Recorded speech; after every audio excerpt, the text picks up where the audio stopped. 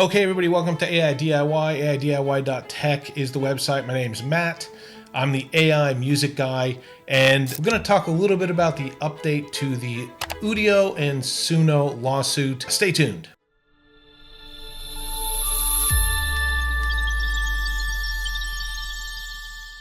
Cool. So if you're in this space at all, you know that the major record companies, Universal, Warner, and Sony, are suing Suno and Udio about the use of how they train the AI platforms. Suno and Udio came back and said it's fair use. Warner, Universal, and Sony came back and said, yeah, but you downloaded everything onto your own servers, this and that, and so on and so forth. And we've all just been basically hanging out to find out exactly what the outcome of that is, what it means for us as AI musicians, whether we're all going to basically be sued, whether they're going to be sued, what that comes out and looks like, and all the repercussions of that. And we're all just basically hanging on. And every single day I'm Googling, what's happening? So something has happened. And this one's important. And you're thinking about monetizing or whatever your AI track, you'll definitely want to be paying attention to what's happening behind the scenes here. As mentioned, the three record labels, Universal, Warner, and Sony, they're not just suing the platforms anymore. They're now in serious talks to own a stake in Suno and Udio themselves. And we'll rewind for a second. As mentioned, back in 2024, the RIAA filed lawsuits against Suno and Udio. And the claim was, I'll just read from this, these services copy decades worth of recordings, many thousands without permission. Suno came back and said, yeah, some of that material was used, but it's fair use. It's transformative. You know the drill. That's not a direct quote. But now it's mid-2025. Things have shifted. Instead of battling it in court, I think the two parties, we'll call them two parties, have sort of come back and say, well, this actually might work for both of us. What the labels want. They want licensing deals to make the training legit. They want royalty structures on AI outputs, and they want attribution and fingerprinting tools to track where generated music comes from. They want equity stakes in the platforms themselves, and they set a minor share.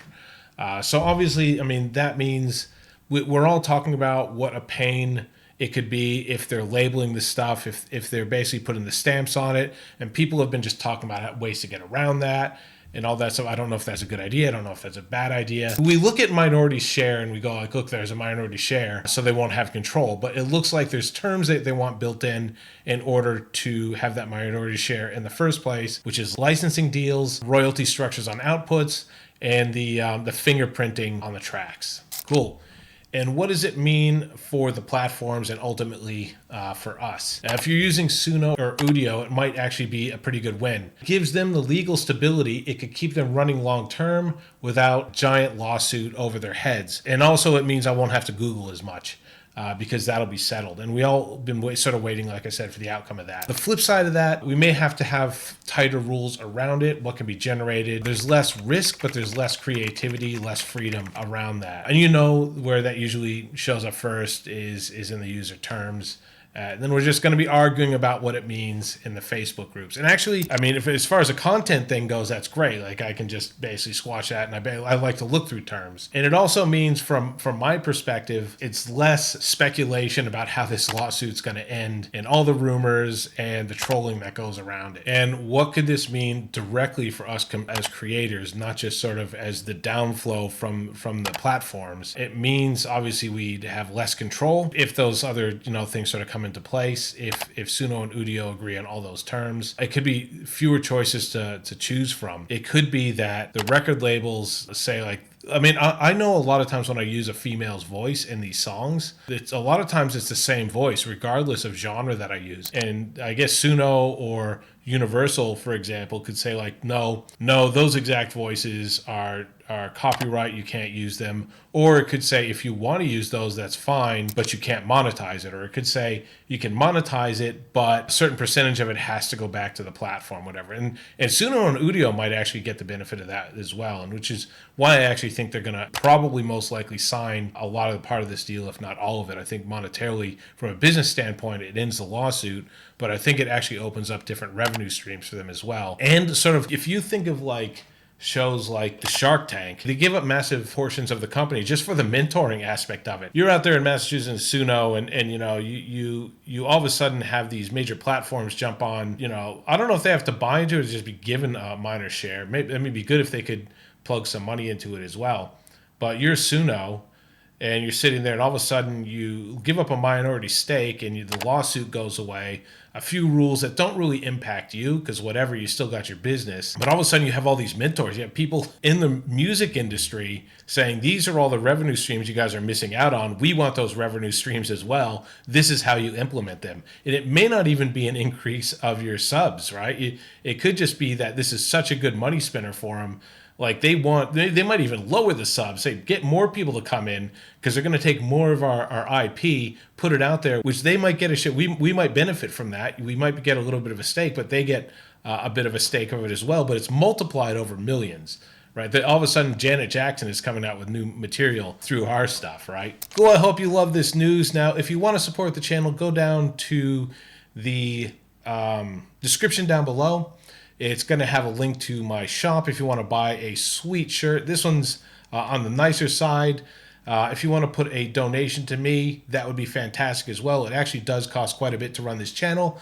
Or if you want to support my charity, John Fawcett Foundation, the link's there as well. Or if you want to go to my website and do a donation there. John Fawcett Foundation does cataract surgery out in remote villages, and they do it completely on donation. So the people out there in the poorer communities don't have to pay for those surgeries themselves. So please support someone in some way, preferably either me or the charity or both. I'd appreciate that very much. And continue with the rest of the video. Thanks for tuning in. Should you be worried? At this point, not really. I think I covered the parts of that lawsuit that I'm sort of talking about. I think it's going to it could possibly take away some creativity. This is my experience in the AI music community.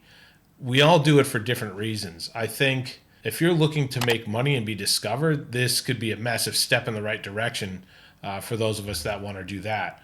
All of a sudden, it legitimizes the AI music stuff. Like Sony and Universal become AI platforms. Timberlake is doing that as well. And all of a sudden, you know, it's mainstream. People are now looking for this. The main artists whose voices we borrow are like, yeah, that's great. I don't even have to work anymore. There's going to be millions and millions of my songs out there. Yeah, I get a lower stake per song, but there's 8,000 times more songs. So I think the monetary stuff, if people are doing it just for the money, I think there is a vested interest in that. I think the creativity part, I don't think it's necessarily bad news. I mean, we had no voices we could use, 5 years ago. We still have voice, and you can still upload your own voice. I think it might lend more to the creativity of that, of putting more of yourself into the stuff. As far as the stuff right out of the box, it might take away because, and a lot of this stuff's speculative as well. This is it's a pretty good point of view. I'm pretty educated in this space because this is where I involve myself. But it could take away that. You might have to learn a few things. You might have to include your own voice. It could be that you can't use ChatGPT as much for your lyrics because that stuff's labeled as well. Who knows? But as Timberlake's shown us, you make a really clear AI brand or persona. You might be able to market that. And some people like Professor Jacket are doing really well with that as it is, or even like Zanzibar with his personas. Cool. So let me know what you think. Obviously, a lot of this stuff is really early. It's only happened in the last week. Both of those things unfolded with Timbaland releasing, and by the time this gets released, it's going to be a couple weeks, but Timbaland released his thing. Suno and Udio are only just got that news, I guess, that offer. Hopefully this video gets out in the next couple days, so it's not old news. Tell me what you think.